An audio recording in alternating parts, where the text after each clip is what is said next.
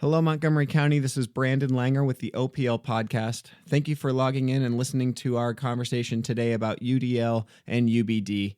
This podcast was recorded about 3 to 4 weeks prior to the COVID outbreak in our country and throughout the world. But I think what's amazing about it is it truly is universal. It speaks to the need for us to design our instruction thoughtfully and with intention and to meet the needs of all learners. I hope this discussion helps you navigate the trying times right now, and I hope that it serves as an inroad for many of you to find UDL and use what you know about UBD in a purposeful and meaningful way moving forward. Without further ado, here is our discussion.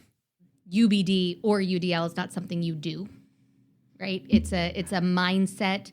It's a framework in which you design.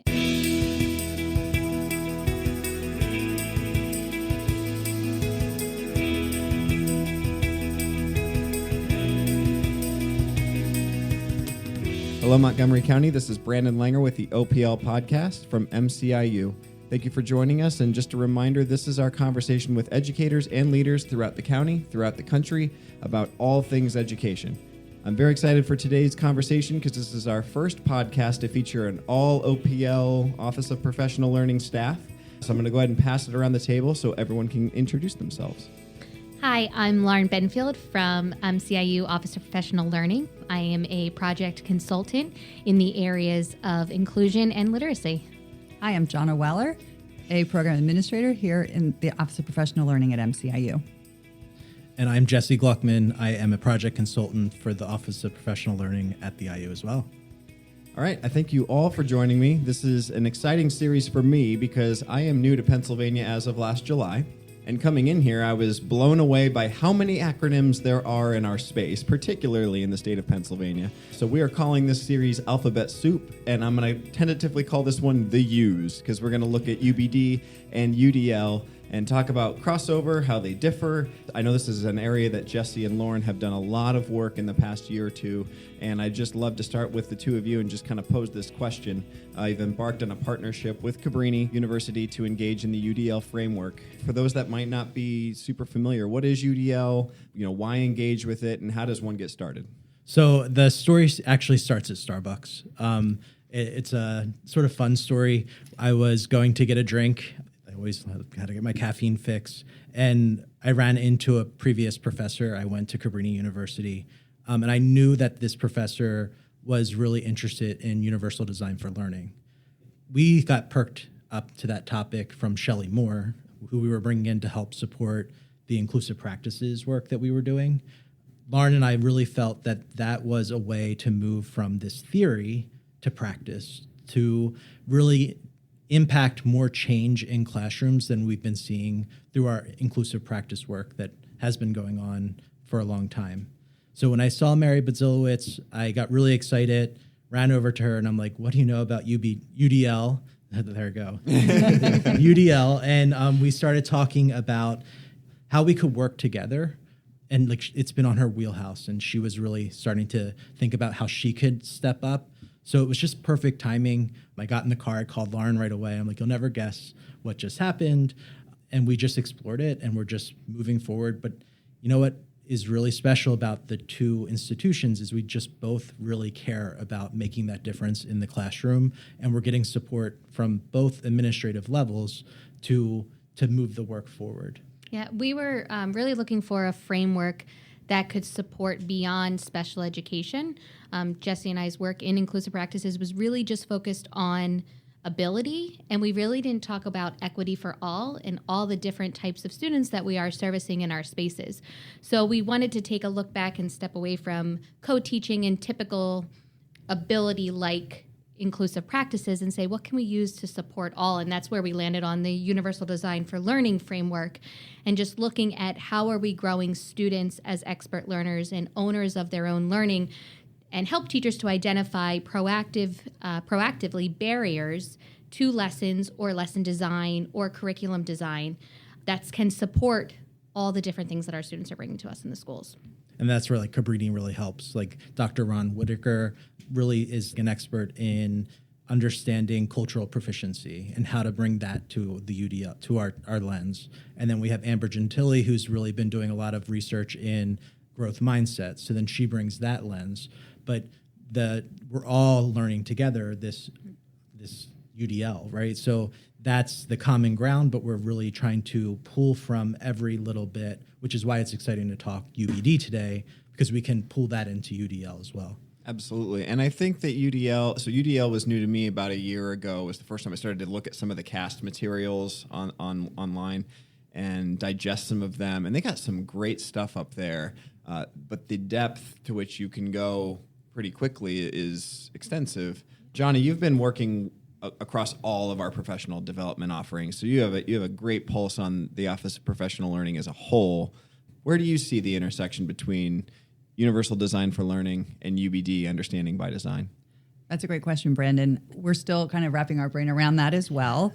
But I think as I listen to Lauren and Jesse, and have listened to a lot of the work that they've done with a lot of our school districts around UDL and looking at it in a full-on context, I kind of analogize it to that is the architecture of everything. So if we're constructing something, we're looking at the surveying of the land and the structure, the architecture of the building that we're putting up from the foundation all the way up to everything.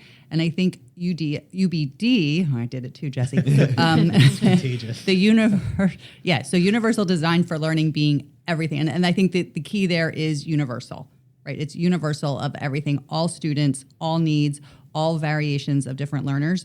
And the understanding by design is maybe a microcosm of the blueprint that helps to hold that up. So it's a pillar that holds up that foundation because it is curricular. So the understanding by design is how we design our curriculum that supports all learners. So certainly we need to be very clear on the stages of UBD, which are stage 1 being what are our goals? What will students know, understand, and be able to do? And Lauren and Jesse, from your perspective with UDL, that is really a part of the framework of UDL as well as being very clear on goals. Yep. Yeah. One of their first main ideas or the main tenets of UDL is the idea that you must be tight on goals but flexible on the means. So you need to have a very clear goal in which you're asking of what you want the students to know and be able to do by the end of your lesson, but then you want to be flexible on how you get the students to demonstrate their understanding or their learning. Right. So that stage 1 of UBD really ties into there very well. And then stage 2 of UBD being how will we and they know? So what are those assessment evidence of learning that we look at, and how will we know as our students are progressing and making that progress in that regard? And a connection there to Universal Design for Learning is expert learners. So in the UDL framework, we talk about making sure that students are moving beyond and understanding how they learn, which is also, I was picking that up in UBD, really talking about, moving beyond to those authentic projects. That gives an opportunity for students to be able to access their learning.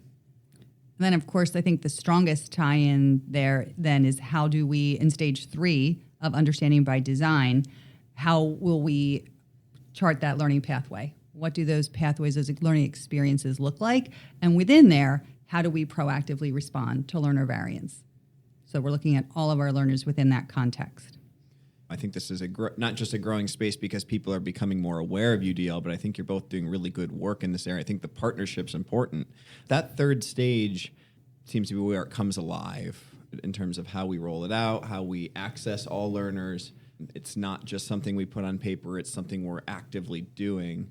So the second main idea of UDL is the idea of learner variability, and that comes out of the research of David Rose with CAST, and he talks about how there is no average student anymore, that all of our students have very variable learning from what they're able to do in reading, writing, math, science, social studies, to engagement and motivation and self-regulation strategies. So we need to realize that our students are on a continuum of variability, and it's that variability then where we want to look at and see, do our lessons, do our lesson design, does our curriculum allow for students to have access regardless of what their variability is?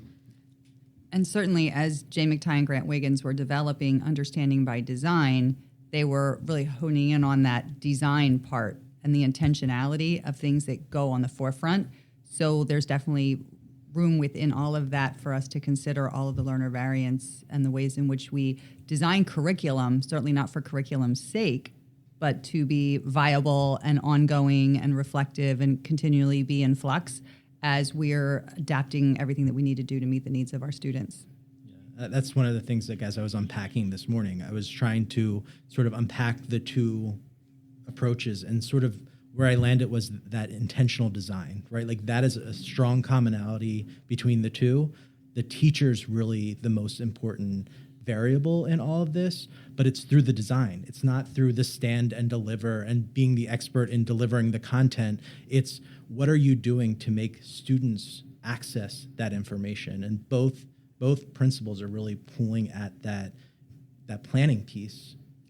As an architect. Yeah. Educators as architects, and then our students as the residents in those buildings Those who spaces. who are making best use of the space. Yeah, I think it comes that exactly what you both had said comes down to the idea that UBD or UDL is not something you do, right? It's a mindset. It's a framework in which you design, and it's all about being intentional with what you're doing. It's not something you can't just walk into a space and say, "Oh, I do UDL."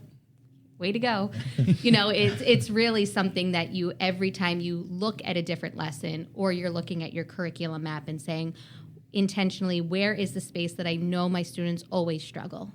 And then how can I build in supports proactively to support them so I don't have to reteach after a lesson has not gone as well? I think that is exactly why I wanted to start here with the acronym conversation that we're going to keep going with throughout the life of this podcast, because I think both of these acronyms, UBD and UDL, are long-standing. They're not proprietary. They're not something that someone's trying to package up and sell you. To your point, Lauren, it's a mindset. It's a way to exist. It's a way to develop and continue to design. That is very different than a lot of the educational space where we hear acronyms that people are trying to sell us, get us on board, sell us curricular materials, and there's a lot of great stuff out there. However, these two in particular stand out as ones that will stand the test of time, as I said, and I appreciate that about them because I know when I invest in things like that, they will serve me for a longer period of time versus just this one tool. I do a lot of instructional technology here. Those apps come and go fairly frequently. There are ones that will be around for a while, but they're things. What you guys are talking about is a mindset, and there's a lot of talk around mindset in our space as well. That could be 7 podcasts unto itself, but I appreciate the work that you're doing. How can someone get involved with our office? Are you running cohorts? Are you running, how's that all structured with your current partnership? So we may have to give an update for the 2021 school year next year on your next Alphabet Soup podcast episode.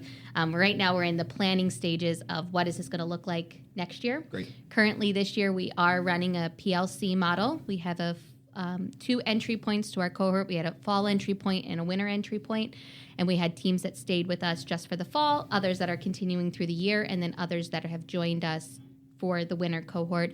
And to date, we have about 90 educators and administrators across Montgomery County joining us in this conversation around UDL. And I think what was really unique about that approach was it was a year of exploration. No commitment was needed for the school districts that got involved. Everyone was just coming to learn about what UDL is. And as we start to embark on the next phase, there will be more commitment from the stakeholders, right? They have to sort of become more invested in the work and how we're going to implement this on a larger scale in their space.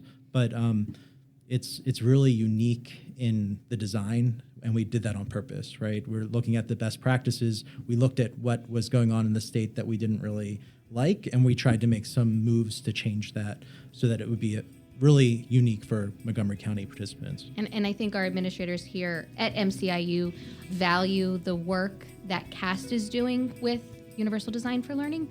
So we are constantly bringing CAST into the conversation, that this isn't just an MCIU conversation, that we are deferring back to the experts in this work and bringing their voices into the space this year. So we had some opportunities to receive, that our groups could receive professional development through CAST, and we're hoping to continue that too next year. Awesome. And I would encourage anybody to go out and start, if it's a topic that you're interested in learning more about. CAST is where I myself got started with it, but I am on the surface, and I know as we get deeper and deeper into this work, there's going to be growth because there's a lot of interest around the space because it's really good stuff. Once again, this has been our first episode of Alphabet Soup featuring UDL and UBD. plan on diving into more of the acronyms around our state so we can bring some clarity even to our own districts and to ourselves as we have these conversations. I think all of us would agree that we got something out of this conversation in terms of how these overlap so that we can continue to facilitate those conversations.